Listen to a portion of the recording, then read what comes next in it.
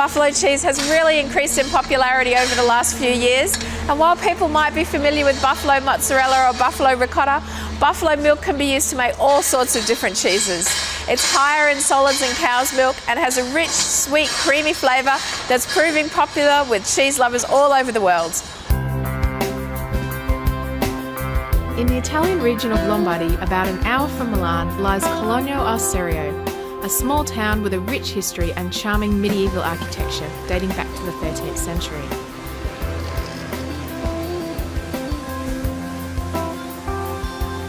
It's also the home of Quattro Portoni, buffalo dairy and cheesery. The family farm was established in 1968 by Renato Gritti, a trader in farm machinery who dreamt of having a farm of his own. A few years after Renato passed away, his two sons, Bruno and Alfio, took over the farm. Trained in veterinary science and land management, the brothers originally started breeding and milking dairy cattle, but made the decision to convert to a buffalo dairy in 2003 in a move to differentiate their business from the large industrial cow dairies nearby. But it wasn't until 2006 that they started to make cheese, with the idea of making a range of traditional cheeses, but enriched with the unique qualities of buffalo milk.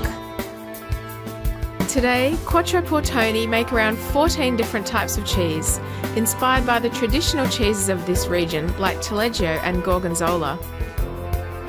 Because no one else had made cheeses like this with buffalo milk before, Bruno and Alfio had a pretty steep learning curve when they started out.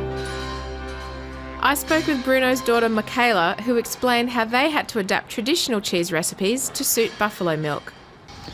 Well, the tradition of this region is characterized by a wide variety of cheeses, but they're all made with cow milk. But the tradition with buffalo milk is just with mozzarella, and from the south of Italy. So the real new that we made was like marriage between buffalo milk and our tradition, so that we started our experiments with our typical cheeses, particularly seasoned, half-seasoned cheeses, using this kind of new milk. And we made experiments for, 6-7 months, and then it was fun and tragic at the same time, because we really didn't know how to make this kind of cheeses, and nobody was there to tell us how to do it, because it was really something new. Francesca's father Bruno oversees all the cheese making at Quattro Portoni, and he took me through a tasting of some of their signature cheeses in this 17th century cellar on their property. So Bruno, here are your delicious cheeses. Yes. Let's have a taste. Okay. Tell me, what is this one? This one is casatica. Okay. Very soft cheese and creamy. Ovviamente very soft and creamy. Casatica is made in the style of a brie with a thin white mould on the outside. The high-fat buffalo milk produces a luscious snow-white interior that has an incredibly smooth texture and a rich, dreamy flavour. You were saying before the taste is very delicate. Yes. Very mild. This is Quadrello, a washed rind cheese in the style of Taleggio, but of course made with 100% buffalo milk. So during the maturation is washed? Yes. Water and salt. The process of washing the outside of the cheese with salt water during maturation creates the characteristic orange rind, rich savoury flavour and pungent aroma. I can't believe I almost missed out on the tastiest part of the cheese. No, that's the best bit. That's delicious. I want to eat that. Yeah.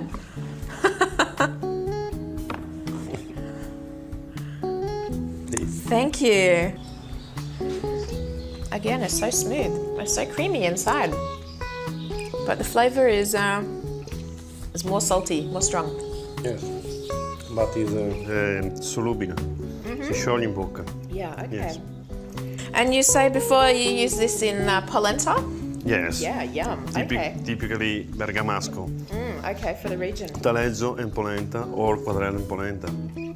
Best quadrello. Okay, good tip. Thanks. Our herd is composed by about 900 animals, and well, in this time of the year, about 200 females are milking. Well, it depends on the season. It goes from 200 to 300. Each dairy buffalo here produces around 7 to 8 litres of milk a day. Now, although this is less than the average dairy cow produces, it's actually much higher in solids, which means it takes less buffalo milk on average to make a kilo of cheese. Even though the buffalo look a bit intimidating with their big horns and intense stares, deep down they're actually gentle giants with a very placid temperament. I can't believe how calm the buffalo are. They're almost in this relaxed trance. They don't even need to be fed during milking, so there's no enticing them. They just naturally come in and stand here completely relaxed while they're milked. It's amazing.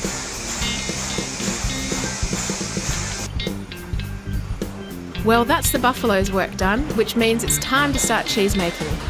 Soon we'll see this fresh milk transformed into Quattro Portoni's signature blue vein cheese, Blue de Bufala.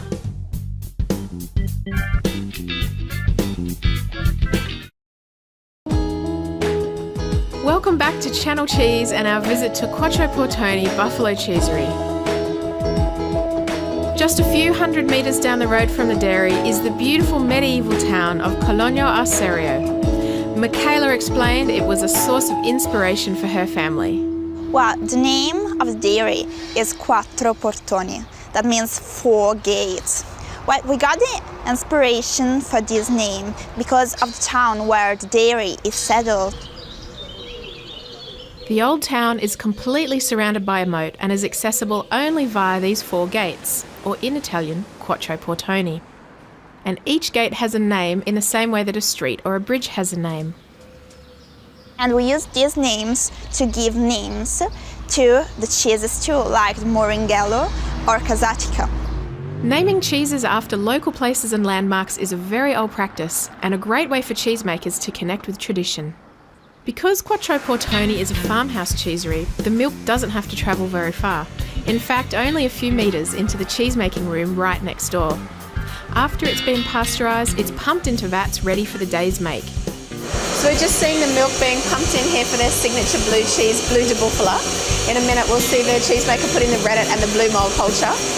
You'll notice when you look at the milk that it's really white. It's almost pearly white. This is characteristic of buffalo milk because it has no beta carotene. And you'll notice this beautiful whiteness always comes through in the finished cheese. The cheesemaker adds starter cultures, blue mould and rennet.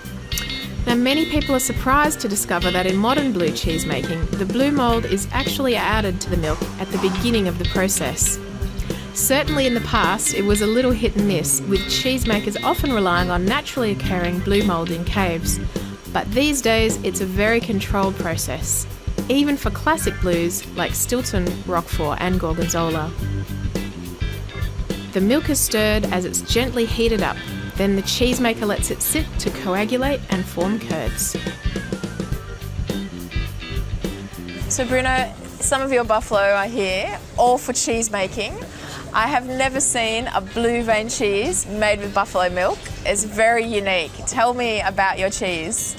Oh yes, we have been the first one to make a seasoned buffalo cheese, and we have adapted the techniques of typical cheese of Lombardy, like taleggio or gorgonzola, to our milk.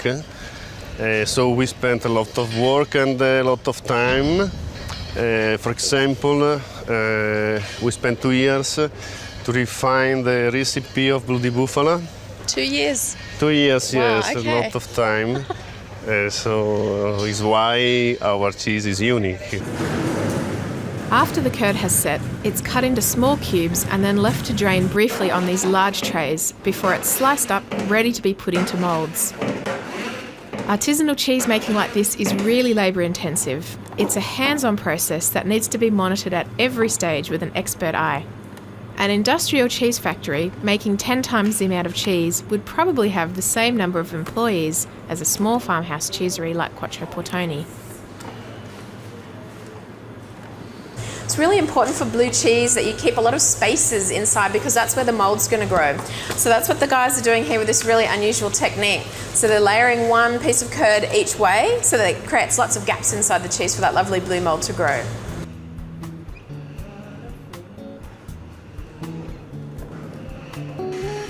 Young cheeses are then prepared for maturation. where they are carefully tended so they can develop their natural grey rind. During maturation, the cheeses are pierced with stainless steel needles to let oxygen into the body of the cheese, which in turn allows the blue mould to start growing. Yes, Blue di Bufala, our blue cheese. Okay, so here are the pockets of the mould. That was important when they were making it into the moulds Yes, to of course. keep the space, the Yes. oxygen for the mould. Yes. And again in a square shape, typical of the region for the square. Well, typical of cheese making here. Okay. I love looking at the patterns the blue mould makes. It's a bit like a fingerprint in that every wheel is different and unique. Now, when you're buying blue vein cheese, always make sure that the mould is a fresh, vibrant blue-green colour, not faded or grey, which indicates that the cheese might be a bit old. Wow, look, you can actually see the fibres of the mould growing out of the cheese. How cool is that? The balance of the flavour is very nice. It's creamy and the salt and the blue. Yes, and the fat of the buffalo cheese is important for this flavor. It gives a nice coating. Yeah, delicious. Thank you. Thank you to you. I love this new take on some old world classic cheeses. It's great to see this sort of cheese innovation, drawing inspiration from centuries old tradition, but with a modern twist.